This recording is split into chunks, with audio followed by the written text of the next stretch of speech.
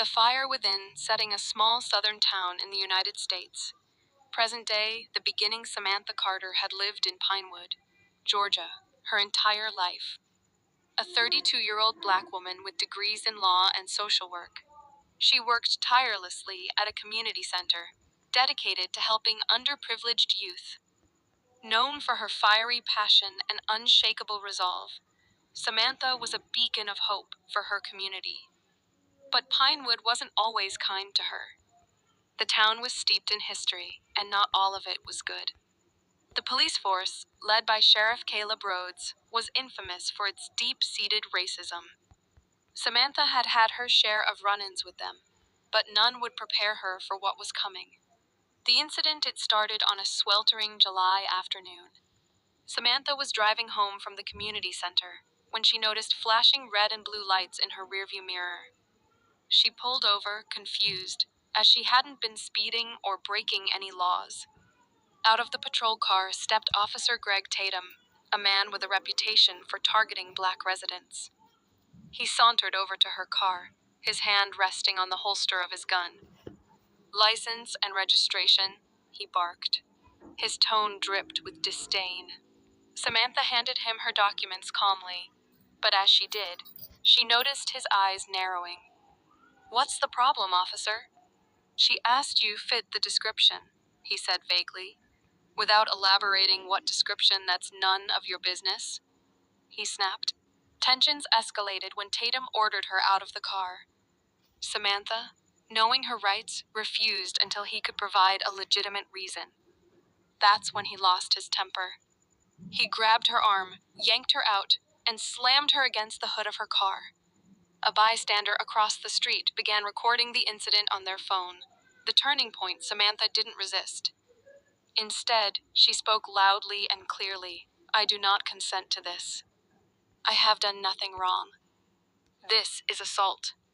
Her calm, unwavering tone cut through the chaos. More people began to gather, watching as Tatum handcuffed her roughly.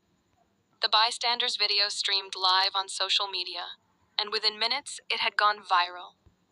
At the station, Tatum charged her with resisting arrest and disorderly conduct.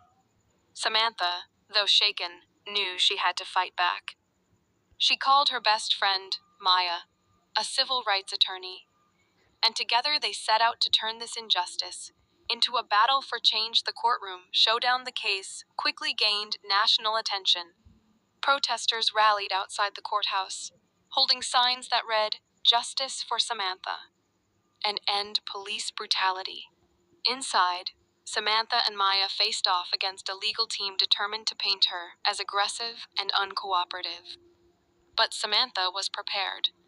The bystanders' video, paired with her spotless record and reputation in the community, told a different story. Maya's fiery cross-examination of Tatum exposed his history of targeting minorities, his falsified reports, and his blatant abuse of power. The highlight of the trial came when Samantha took the stand. She spoke not just for herself, but for every person who had been silenced by injustice. "I am not afraid to stand up," she said, her voice steady. "Not for myself, but for every black woman who has been told to stay silent, to just accept the injustice. Enough is enough." Her words resonated far beyond the courtroom walls.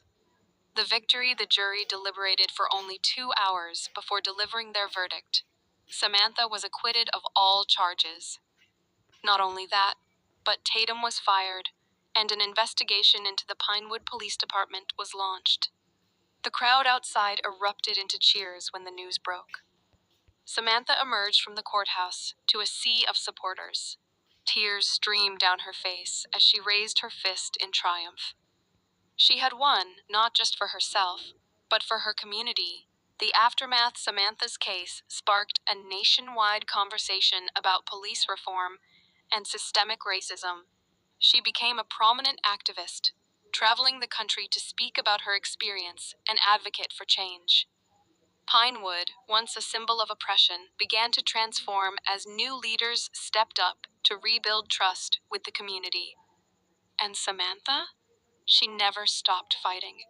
Because she knew the battle wasn't over, But she also knew that together they could win.